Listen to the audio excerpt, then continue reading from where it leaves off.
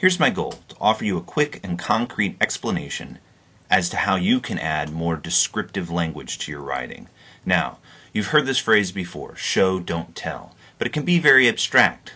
I want to break it down into concrete terms so that you know what that means. Here's an example of writing that does a lot of telling. It's not very exciting. Surfing is fun and exciting. I like it a lot. It is such a unique experience.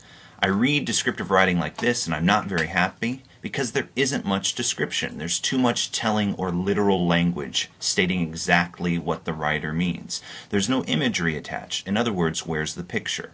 Also, verb choice is probably the single most important aspect of descriptive language, and when you have to-be verbs, am, is, are, was, were, be, being, been, those should be red flags that you've got literal language and a chance to add more description.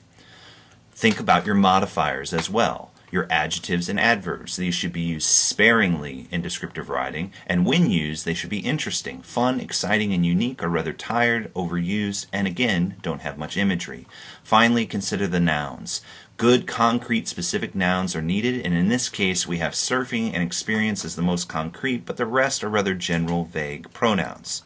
So, this writing is not very interesting. How do we improve it, though? I'll show you. Now this next example I find more interesting because it does a better job of showing versus telling.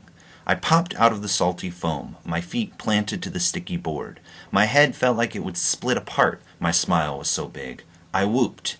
Now in this case, I'm describing surfing in a way that shows the reader the experience as opposed to tells him or her the experience in a literal way. Now I do have a to-be verb, and so I do have some literal language. My smile was so big, but that's not a bad thing. It's actually a blend of literal and descriptive language that makes for good writing.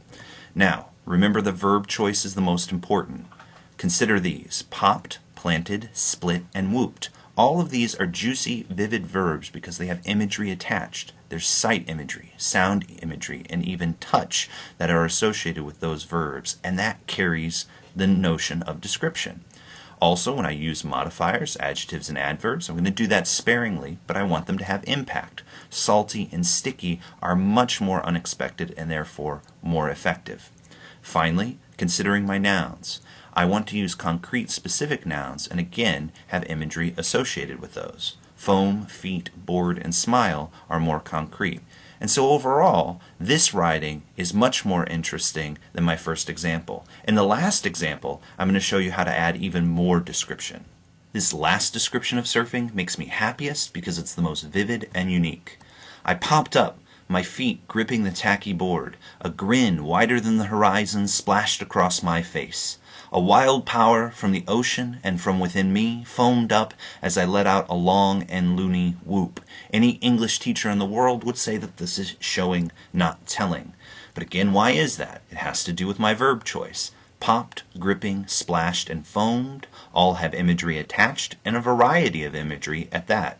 Also, the grin is splashing across my face like water, and the sense of enjoyment is foaming up from within me as a wave rises from the ocean. I'm purposefully trying to add my own figurative language through my verb choice. Again, I'm looking at modifiers. Tacky, wild, long, and loony are unexpected and have a variety of imagery attached, not just sight images, but sound and touch as well. My nouns are concrete and specific and plentiful. Feet, board, grin, horizon, power, ocean, whoop. And I'm adding even more figurative language. The grin, I want to show how big that is. I compare it to the horizon. And my sense of enjoyment, that wild power, is rising from within me as the waves rise from the ocean. All of these come together then to take something that's very telling and literal and boring and making it much more interesting for the reader. If you focus on your verbs, consider your adjectives and adverbs. Think about the nouns that you choose and try to add some of your own figurative language. You're taking writing and making it more descriptive, or you're showing and not telling. And that will make any English teacher in the world very happy, and more importantly, any reader more interested in what you have to write.